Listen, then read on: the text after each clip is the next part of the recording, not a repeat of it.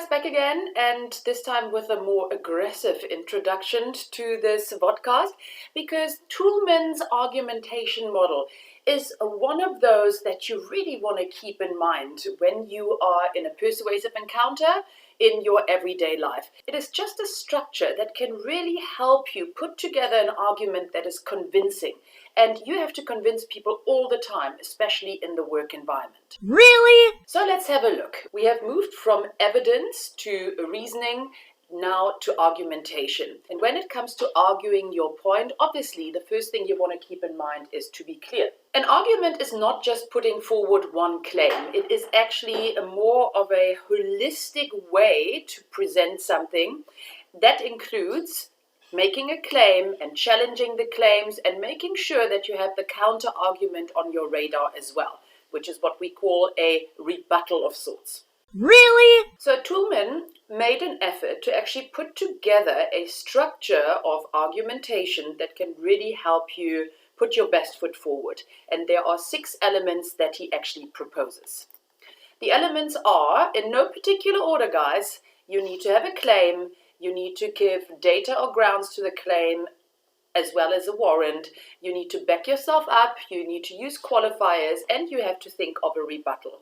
You can see here on my slide, everything is not really in a particular order because you can shift around the items of your argumentation based on your needs and based on your audience. So don't think that you have to start off with a claim. You can actually start off with a rebuttal of sorts and then move your argument toward your final claim. It depends on who you are, as I said, and it depends on your topic and your audience. Really? But for now, let's stick to the order that Toulmin actually proposes. So we're starting off with our claim. So this is the position on the issue that you actually take. I've given an example here on my slides. Only women can be feminists. Well, that is a claim. You have not yet given any kind of backing, any kind of grounds, any kind of warrant, any kind of rebuttal for this particular claim. You're putting it into the room, and now you need to actually work on convincing people that your particular claim is correct. In a way, it's actually the conclusion to your argument. When you're putting forward a claim, just ask yourself a few questions in terms of its validity, in terms of its practicality, and whether or not you have to qualify the statement. Really? What else needs to be in an argument? You need to provide proof or grounds. Okay.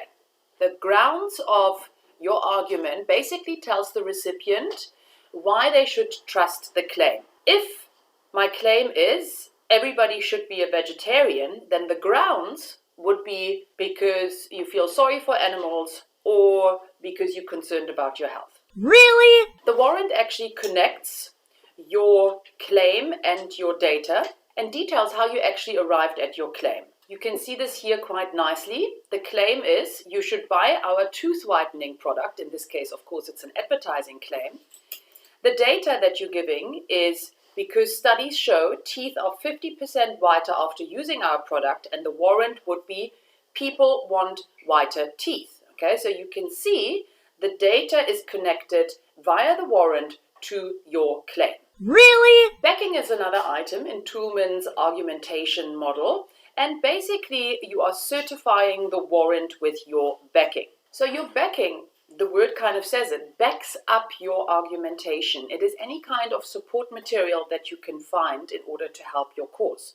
But it's not just for you to be stronger in your argumentation, it is also for the audience member to better understand your reasoning. As you can see in the image, I'm taking you through a Toulmin model to do with salaries of teachers. Read through it yourself. It's quite interesting because the more you read how Toulmin constructs, the better you are actually able to apply it yourself. Really? The qualifier is another item in your argumentation structure, and basically the qualifier tells the reader or the audience how probable your claim is or how probable the scenario is that you are outlining. You just want to make sure you're communicating how sure you are to the audience so that you actually come across as a little bit more credible. So it's the degree of reliance.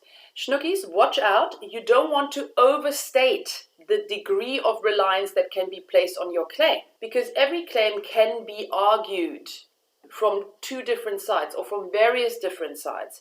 So if you're overemphasizing the reliance of your claims, you might come across as dogmatic, you might come across as overbearing. Just think about this advertising example.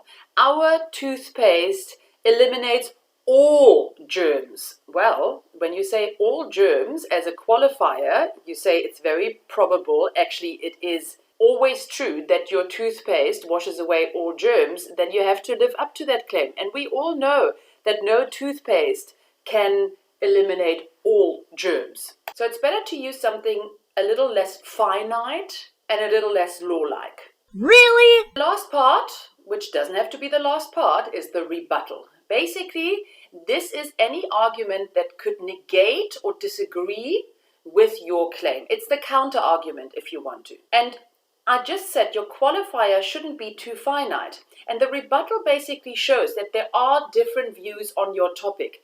You admitting that there are different views to your topic showcases your ability to put yourself into somebody else's shoes. It showcases your ability to be open-minded enough toward other arguments.